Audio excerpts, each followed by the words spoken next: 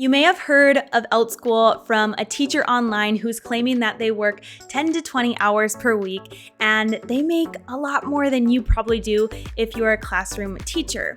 And you're probably wondering right now if this is actually true, and if so, what's the catch? Well, being a previous classroom teacher and an online teacher for over a year, I am going to go over my honest review of working on Outschool for over a year and what are the pros and cons to see if it's the right fit for you and if it's even worth getting started on the platform.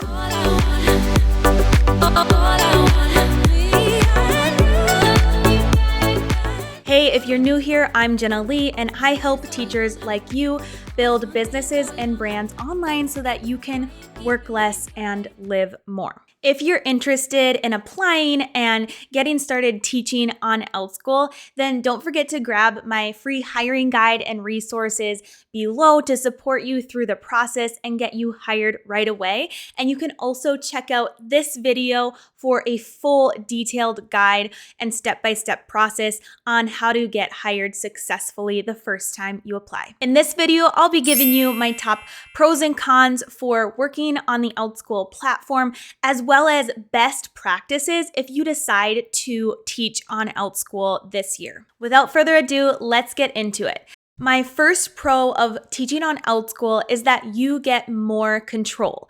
You have control over the hours and the schedule that you teach, which is a lot of flexibility for you.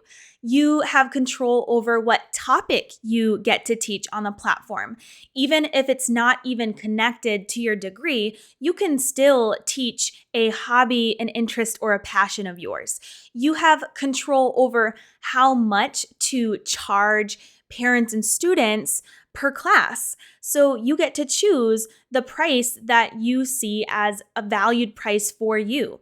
You also can choose how many students you want to work with and how many students per class that you want to have. So no more 30 to 50 size students classes like in the classroom. You can actually choose to only work with small groups or even only work one-on-one. So with this control comes a lot of freedom and flexibility. Unfortunately, you also have more responsibility, which brings me to my first con. When you are working online on Outschool, you have to put in the work to see when parents and families on the Outschool platform are actually available. So although you get to choose your teaching hours, you have to put into account when the families are actually available throughout the entire year. And even though you can choose what topic to teach on Outschool, it's important to figure out what's in demand so that you actually have students enrolling in your classes and are actually teaching those students. Also, it's great that you get to charge and choose what to charge, but that can also be difficult coming from the classroom as a salaried teacher to try to figure out what is the best and most fair price for families on the platform. So just know that with more control also comes more responsibility because you are actually your own boss on the platform. So there's a lot of time and effort that goes into figuring out what are the best practices for Outschool. What I recommend first to do is to study and research the Outschool platform, do some what we call market research. Outschool actually sends hired teachers these emails. They're called Marketplace Insights, and they're really helpful for determining what subjects are in demand during different parts of the school year and what parents are requesting on the Outschool platform. And if you're just getting started, these can be golden for you because you can actually figure out what's in demand and make sure that the topic that you're teaching truly can serve the Outschool families. And if you're really confused on what to teach on Outschool, maybe you want to teach something you have experience with, or maybe you want to teach a hobby, then I recommend downloading my free guide on figuring out what to teach online, and you can grab that below. My second pro to teaching on Outschool is that most of the teachers make an average of $40 an hour. And I actually make an average between $60 and $80 depending on the time of year and depending on the class. This truly allows teachers and also allows me to work less and earn more. So even though I work under 20 hours a week, I earn more than I did in the classroom as a classroom teacher who was earning a good salary.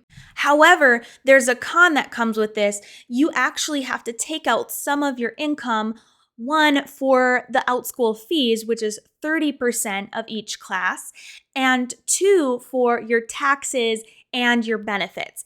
I usually save between 20 to 30% of my income for taxes, and I pay quarterly taxes, but please do ask a tax professional for help, especially if you're just getting started. Now, I do have a tip for this because I have been self-employed in the last couple years. So my tip is to open an investment account so that you're actually earning interest from what you currently have in the bank, right? I also recommend to keep an emergency savings account just in case you're gonna need that as a backup. And I recommend, if you're just getting started out, to start with at least 2 streams of income. So that can be your classroom teaching job, that can be a subbing position, that can be nannying, tutoring. Many teachers do teachers pay teachers and upload resources on there. Some even sell teacher t-shirts or other physical products. But I definitely recommend having at least 2 streams of income when you're first starting out on Outschool. And my third pro is that as a teacher on Outschool, teaching online, you actually work remotely. So this can give you a lot of freedom to do some of the things that you've been wanting to do for a while. You can spend more time with your kids and family if you're a stay-at-home mom and you want a part-time job. Outschool really does the trick for this. You can also travel more and you can earn money while you're traveling as long as you get set up with an Airbnb or another area that actually has Wi-Fi. There's also no need for accruing vacation days or getting more sick days or making sub plans, and you're spending less money on gas. So that's also a pro. But a con with this comes less time actually spending time with adults. So I recommend scheduling that time in each week with other adults. There's also a shifting schedule with Outschool because different classes are in demand during different seasons and different trends can pop up. So you have to be kind of on your toes and doing that market research that I talked about before. And of course, there can also be a learning curve with learning technology and learning how to set up Zoom, which many of you have probably done because you were teaching during the pandemic. Now, my top tip for dealing with all of these things that come with working remotely is to take advantage and invest yourself into the community of other online teachers and resources out there for online teachers. There are teachers that help with lesson planning and actually plan lessons for you. There are teachers that host workshops and classes on different technology tools and things that can really help you provide engagement in your lessons online. There are also teachers out there that will help you market your classes successfully, that you gain enrollments. I'm one of those teachers as well. The best places to find these teachers I found are on the Outschool Teacher Hub groups on Facebook. So that is a Facebook group where Outschool teachers and parents can connect. And there are also other groups out there for Outschool teachers that are really, really helpful and supportive communities.